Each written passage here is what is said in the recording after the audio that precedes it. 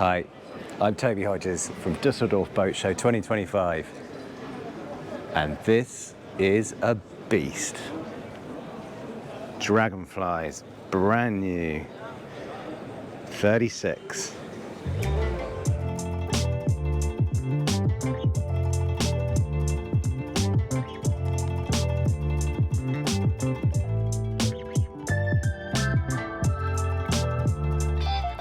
Now, 4 years ago, you may have seen I introduced this one, the Dragonfly 40, which is a 25 knot trimaran. There it is in its folded state.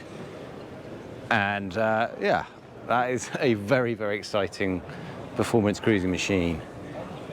This 4 foot shorter offers pretty much the same performance and a lot of the same livability to it as well.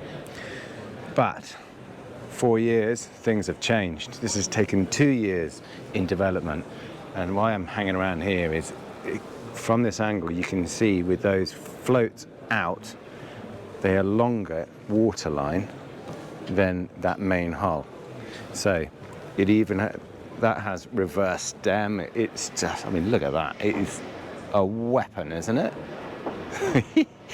Anyway, it's yeah, these floats are longer, they've got more volume in them, they've got more waterline length, there's more flotation in there. And why is that important? Because that's going to be more speed, essentially. That's going to have more dynamic stability. If you imagine a wave, the boat reaching down and going across that way there when it's going at full tonk, yeah, that diagonal stability is enhanced by having that longer float on the leeward side. The other big change, and it's quite a good place to show you from, is yeah, they're folding systems on Dragonflies before the outriggers. You know, they fold back and in as they did on the other side there, and these metallic hinges allow them to do that.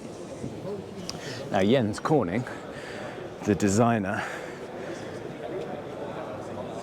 and the boss of the yacht, has said his dream for the last 10 years is be able to make those, not just the floats composite, but the hinges, the brackets that allow that in composite as well. Shave a lot of weight out of that. Why haven't they done that before?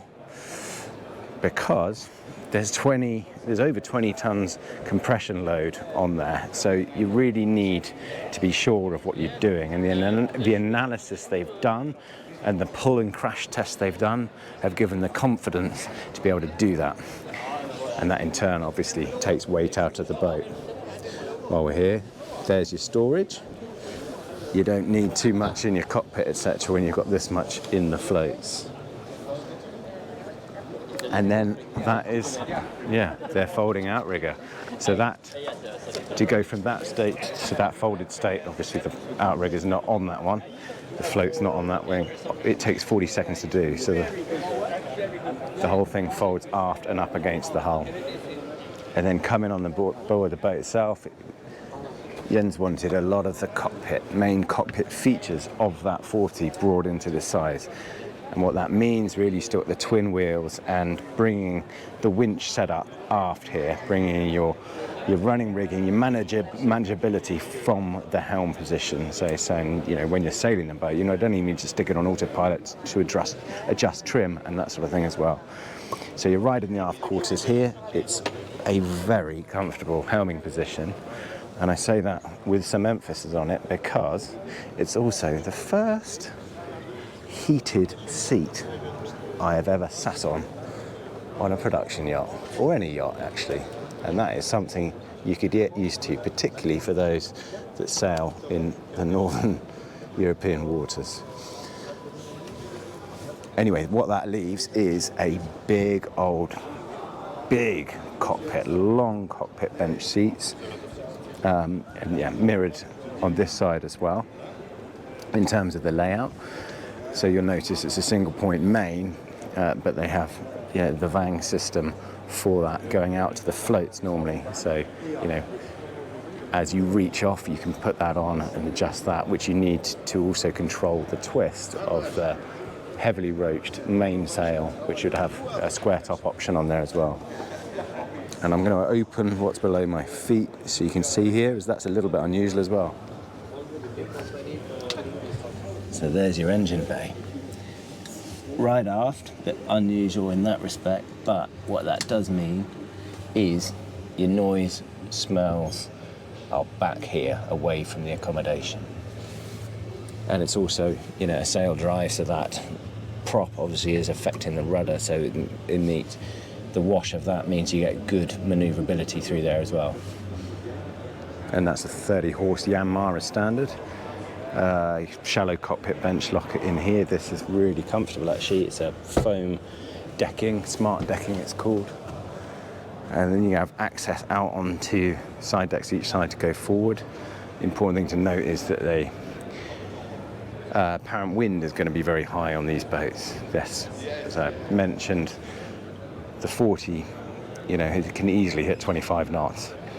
And the performance of this is going to be basically the same. So it's going to be somewhere between the standard 40 and the one with the carbon performance rig, the taller rig on it. So yeah, lively. Expect easy speeds in the early 20 knots.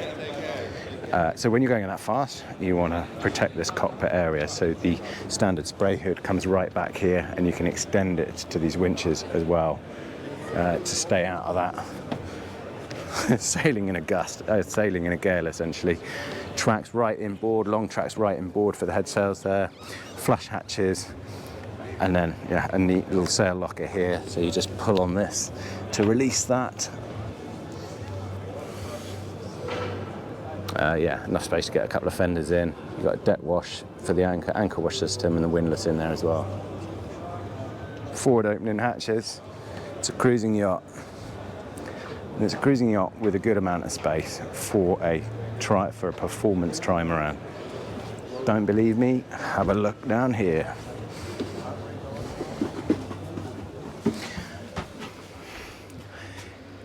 This is a very, very tidily done interior from Dragonfly.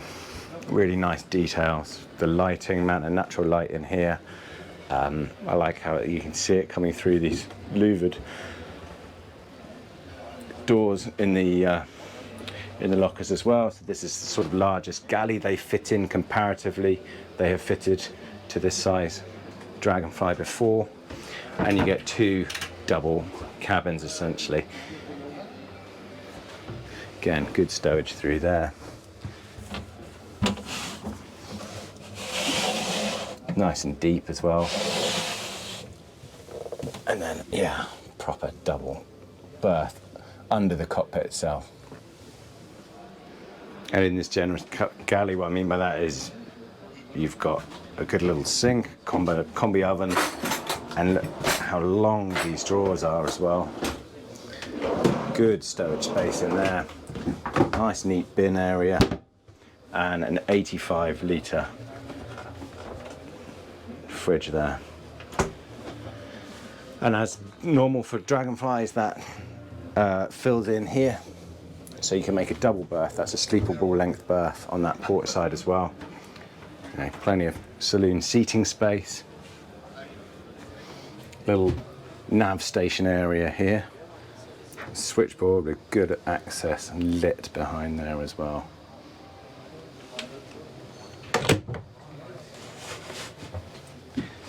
And then you've got a tank below this berth, and that one, and a holding tank further forward, which helps offset that weight of the engine aft. And then a neat little cubby hole to dive through forward into the forward berth, which is just that really, with some stowage around it. You can seal that area off there. And then here's your wet heads area with a little bit of hang in there, and a small sink shower. Everything you need for compact fast cruising.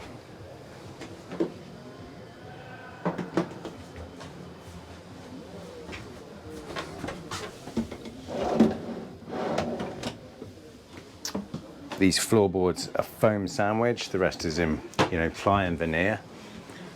Weight of the boat is around 5 tons. They might shave a little bit off that. Want to go sailing on this, don't you?